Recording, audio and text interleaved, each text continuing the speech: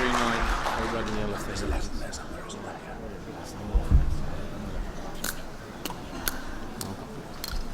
The chap asked us, said he's got the 300 football agents, sports agents. He's in the audience, so we can catch him. I think you'd all agree, 3 terrific speakers. Thank you, gentlemen.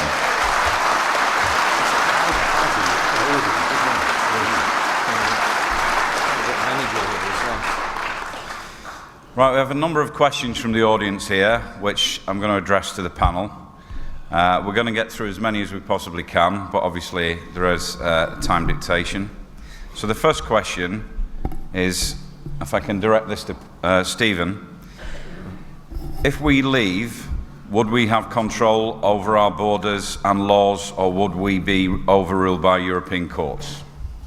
Well, the answer to that is simply yes, we would. Absolutely. As Nigel said, we would no longer have the power of a European court to decide on our own borders, on our own laws. It would be down to the Supreme Court. And it would be up to the country to be able to vote in an organisation or a party that actually could implement the best possible ethical migration system that works for this country. Now, we believe it should be an Australian points-based system, and an Australian points-based system would allow in those who have the talent and the skills that we need for the country going forward to compete in the globe. And no one in Europe will be able to stop us then, because we have the power, we have the control, and they have just lost it.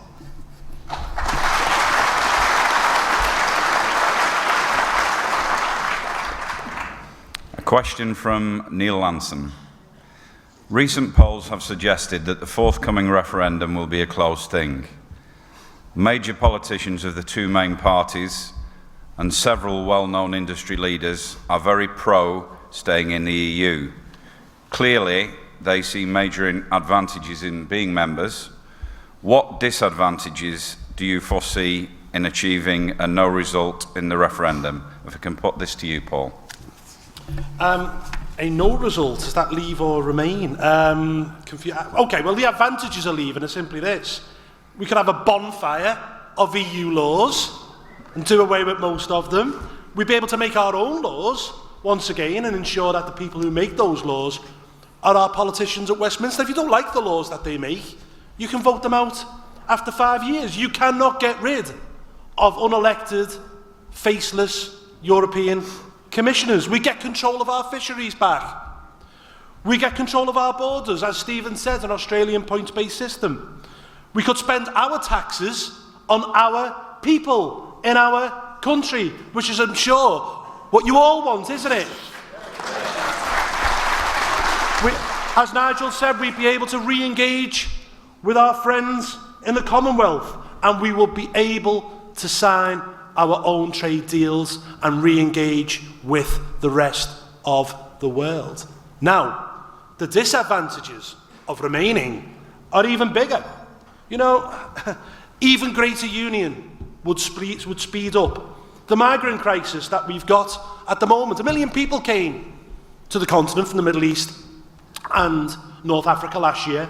They're estimating that it could be somewhere between 4 million and 10 million this year alone. Look at what happened in Cologne. Within 4 or 5 years, all of those men will get German passports, which is in effect an EU passport, which means they could come here to our country. Turkey will join the European Union eventually.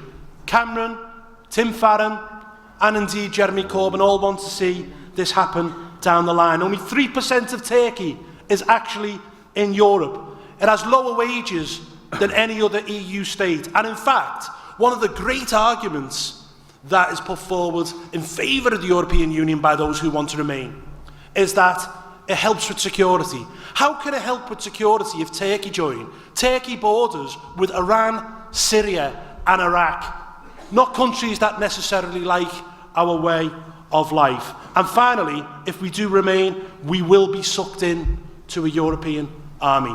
In fact, when Nigel said this in 2014 to Nick Clegg basically said that you were talking nonsense, that this wasn't on the table, that it was Fantasy Island. We now hear on a regular basis Jean-Claude Juncker the President of the European Commission and his sidekick, Frans Timmermans, talk openly about the need of an EU army. We should have nothing to do with it, ladies and gentlemen. We should retain our own armed forces. Chairman, James. Yeah. Can I just pick up 2 points? Firstly, Paul's point about the army, the European army, but also the European foreign policy. Yes. You'll notice now on issue after issue, there is no British voice in terms of foreign policy. We think we're happy to do it at a European level.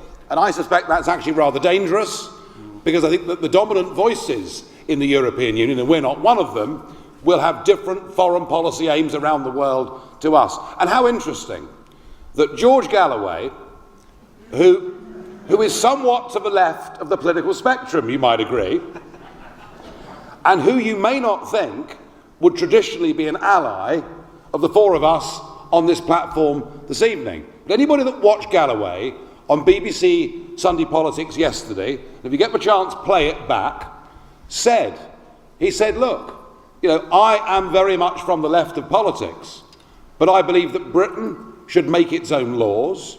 I believe that Britain should decide its own immigration policy. He said, and I want no part of a European foreign policy. I believe Britain should determine its own foreign policy. And isn't it interesting that this issue is so big that it brings together people on the left and the centre and the right of politics? This is not about left and right, it's about right and wrong. And that's what we must tell everybody out there.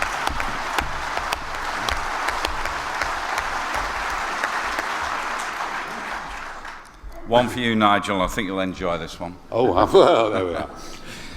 Is it a long hop? No. Do you envisage any situation where the major broadcasters and David Cameron will allow a debate between you and the Prime Minister? Well, I mean, the one thing we know for certain is that the Prime Minister, or Dave, as he likes to style himself, and not wearing a tie and being cool and all that sort of thing. The one thing we know is that the Prime Minister hates television debates. In 2010, there are many things that actually cost them the general election, and when we were in Manchester last year for the leaders' debates, he certainly wasn't enjoying the evening and couldn't wait for the whole thing to be over. I think things have changed. They changed in America way before us with that first Nixon-Kennedy debate all the way back in the early 60s. I now think that the populace absolutely demand, when there are national elections or a key referendum, they demand a debate, or actually, better perhaps, a series of debates. And I don't think the Prime Minister can chicken out of this one, whether he wants to or not. The question is, who should debate him? Now, what we've got now, and it's not been easy for the last couple of weeks, what we've got now is a coming together of people in this campaign. Some of you may have seen there was a meeting in Manchester on Friday, and in fact Paul is wearing the tie. Can you see the tie, ladies and gentlemen? Isn't it stylish and lovely? I won't get knocked over.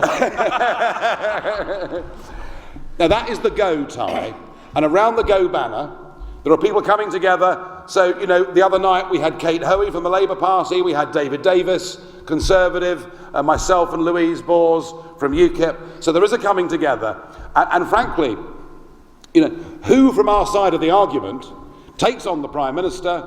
Frankly, I think there are probably 3 or 4 of us that will contend to do it. And I'm quite happy if we put it to a poll, ask the people. But you know what? If I get the chance, and if I'm the one that's picked to take on Dave, I shall look forward to it enormously. That's what we wanted to hear. No, I know. It's quite funny, actually. One for you, Stephen. UKIP is in favour of free trade. When we leave the EU and develop our own manufacturing industry again, how can we compete with China? It seems to me that Britain needs to return to that of a leader in innovation. Well, we're already competing with countries across the world. Just already look at the service sectors that are doing well. Just look at our biotechnology, oil and industry, financial services. Just look at the way that we're moving on in television, in radio and music and arts and sports. But where we are lacking and where we are falling behind is indeed manufacturing. And it's because of the European Union that we're falling behind in manufacturing. People have lost their jobs in the northeast of England and in Wales because of disastrous EU policies on energies that make us subsidise wind farms, offshore and onshore, to ensure that we have high electricity prices over there. We have lost jobs in fishing. We have lost jobs in coal. We have lost jobs in the manufacturing industry because of high regulations that have come down from the European Union that benefit German companies and French companies and northern Italian companies to our cost. So if we want to have our manufacturing businesses back, if we want to see the small and medium-sized manufacturing business survive, then we need to leave the European Union to tell them that we will have our own regulations that work for us in this country, that can compete in other countries, and yes, if they want to trade in Europe, they can do with their regulations, but we will have freedom and the ability for our people with the skills that we have to compete on the global stage. We want to compete with China, bring it on. We're already doing very well in India, South America, Americas, and the rest of the world, and they're buying a lot more goods from us now. Yeah, I agree with that, Steve. I agree with Stephen, and I agree with the tenor of the question too about innovation. The EU's energy policy has been a disaster, but let's be fair, made even worse by George Osborne. George Osborne's carbon floor has made us uncompetitive, not just against America and China and India, but uncompetitive against France and Germany too. So we really have been dealing our own manufacturing industry as a terrible blow. But there's one thing I would say that we need to do, certainly when we leave the European Union, even if we stayed in the European Union, which I pray we don't, but there's one thing that we really are missing a trick on here, that engineering has now become so unfashionable that we're producing so few engineers that genuinely engineering companies need to employ foreign labour because we have a massive skill shortage in this area, and we have to do something, and it has to start in the schools from the ages of 14 and 15, where we have to encourage young men and women to study fewer ologies and to actually get out there and start learning some trades and skills that we need in this country.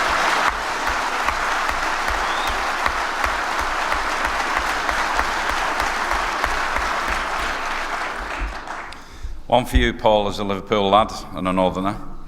Is there anything that would benefit the working man by staying in the EU? By staying in the EU? No, not particularly. Quite a short answer, actually.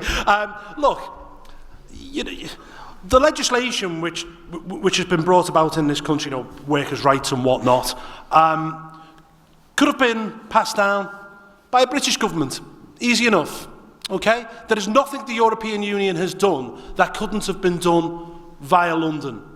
If we do stay in, we know that even more people will come to this country and we'll have no control. We know that wages will continue to stagnate. We know that working class people will continue to be driven off-site. We're talking about electricians, plumbers, builders who can't compete, particularly with Eastern Europeans, who in some cases are living maybe 5, 6, 7 men to a house and sending their money back to Poland. So the money actually doesn't stay within the British economy.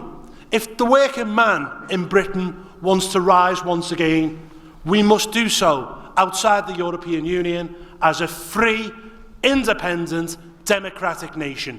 We can do it, ladies and gentlemen.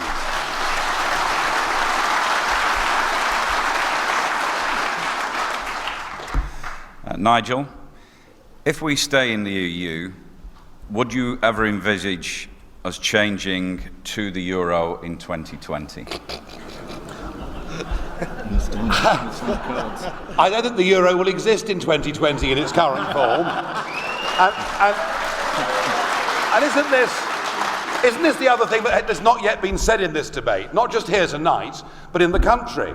We're being asked by the Prime Minister to remain a member of a club whose accounts have not been signed off by the auditors for 20 years in a row, whose currency has brought misery to tens of millions of people in the Mediterranean, and whose migration policy is such a total and complete shambles that it actually threatens social order in some northern European countries.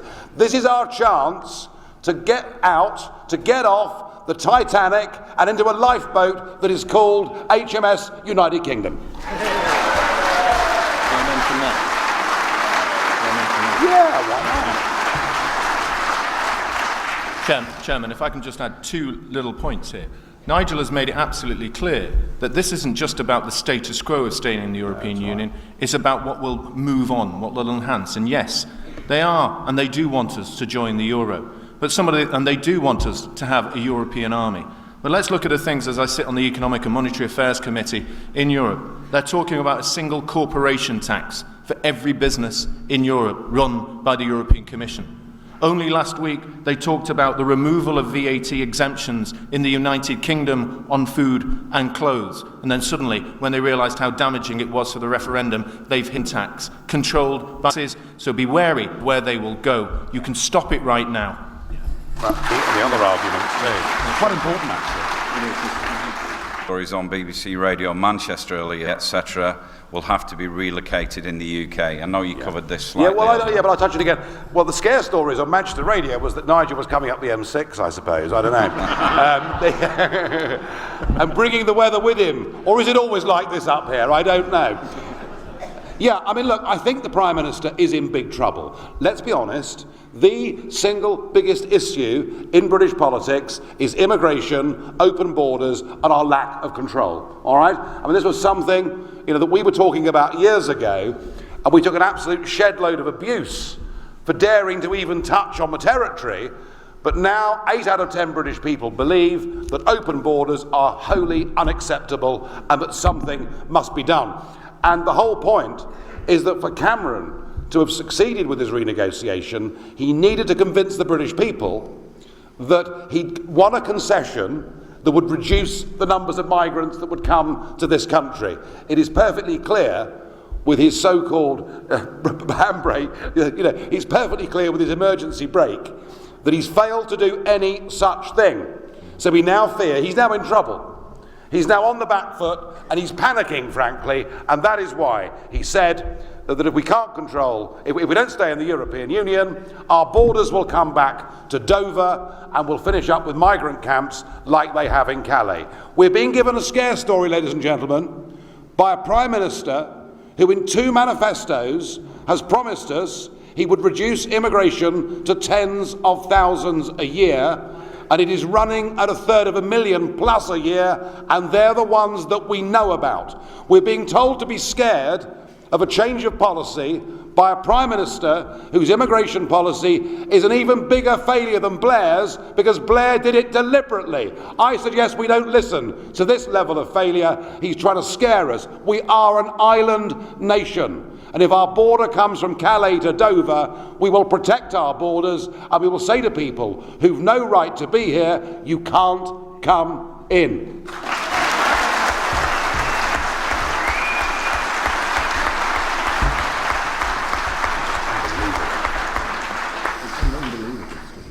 One for all three of you, given the area that we live in here in the Northwest, do our Commonwealth economic migrants suffer due to EU migrant numbers? You do that, Steve. Yeah. The answer is absolutely clear. I mean, I'm not going to go into my family background. Many of you already know that I've got Commonwealth, people from Commonwealth, and we work with them. And only last week, as we said, I was on the television with David Lammy, who was suggesting that those who had fought with us in the Commonwealth actually, would actually be voting to stay in the European Union. If you look at the numbers on there, you can look at the fact that black community in Manchester, or Hume and Moss Side where I was from, they're not in the 1% and the 5%, but they're just like ordinary families like here in this audience today. They're the ones struggling to make ends meet. They're the ones finding it difficult to pay their electricity and gas bills because they're being pushed down by low wages caused by large-scale migration into this country. They're having their jobs displaced just like everybody else. And they will understand that if they want to have freedom in this country, they want to be able to have what everybody else does, then they need to control migration in this country first, and they will with us, and they'll back us, and they'll be supporting of us. And that is what makes this country great, because we are all really in it together, but we're in it together against a European elite who want it all for them and not for us.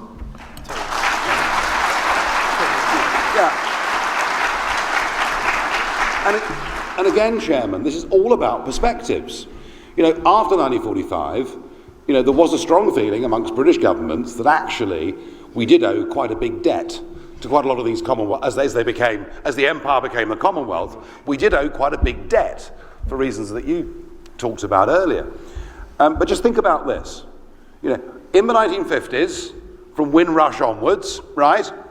So in the 1950s, in the 1960s, in the 1970s, in the 1980s, and in the 1990s, until Anthony Linton Blair got into 10 Downing Street, for that whole post-war period, net migration to Britain averaged 30,000 a year. Net migration to Britain is 10 times that figure. There are simply too many people coming into Britain every year. We cannot cope with the numbers. Our workers' wages are being compressed. Our schools and our education, our health systems simply cannot cope with the sheer weight of numbers. And if we remain in this European Union, given the problems in the Eurozone, given that countries like Turkey are due to join in the next few years, we will be considerably worse off, and our immigration crisis will be even worse than it is today. And if you're struggling to persuade friends or family to vote for us to leave the European Union, ask them one simple question. Do you think we should be able to control our borders and to decide who comes to Britain? And if they say yes, tell them the only way you can achieve that is to vote in this referendum, this once-in-a-lifetime opportunity for us to leave. We must do it.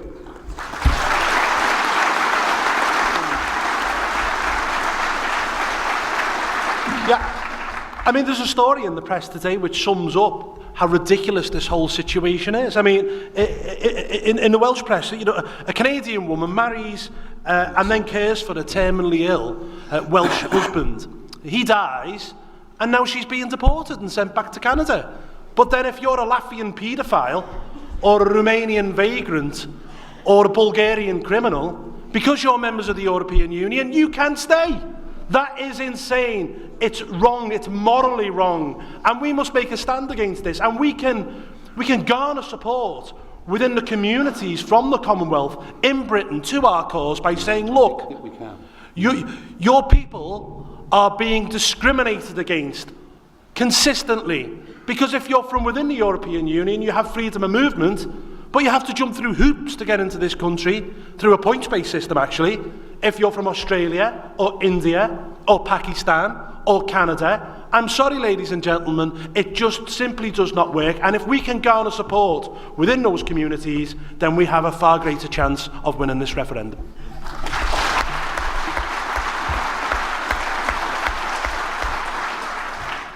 Unfortunately, we have to come to our last question now, and I'm going to put it to all the panel. What can we as individuals do to help the campaign? You go, guys. Come on, and I'll finish it. Sorry, what can you do? What can we as individuals do to help in the campaign? You can sign up to go, for a start. You can talk to your friends. You can man street stalls on Saturdays in your town centres. You can write letters to the press. You can deliver leaflets. Get on board, ladies and gentlemen. We've only got a few months to go to get our country back.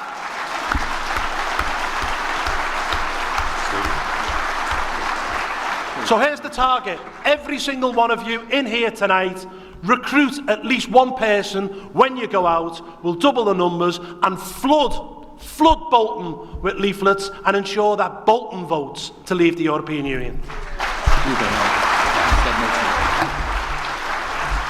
Well, now, in 2014, at the end of that second debate with Clegg, I looked into the camera and I said, I'm urging you, people out there that agree with me, to join our people's army that will take us to victory in these European elections. And the UKIP People's Army did take us to victory in those European elections, the first time in 100 years that a party that wasn't one of the big two had won a national election. And my answer to this question is, we have to build against the establishment.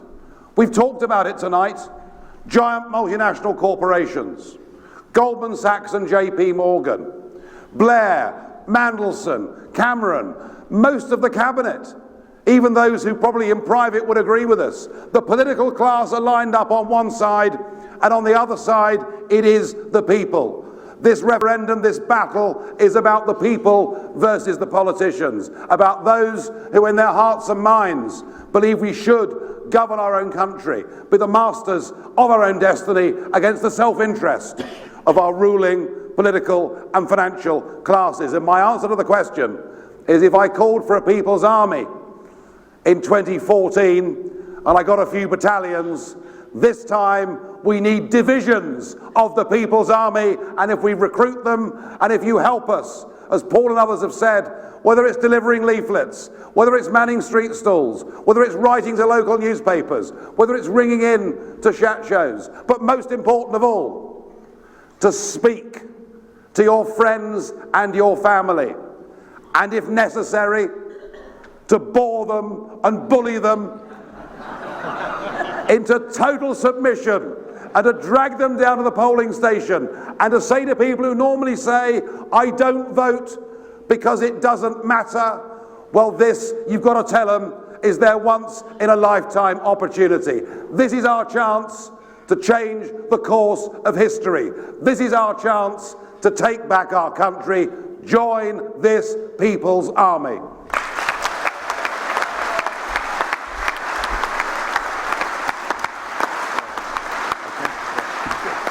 That was a good meeting.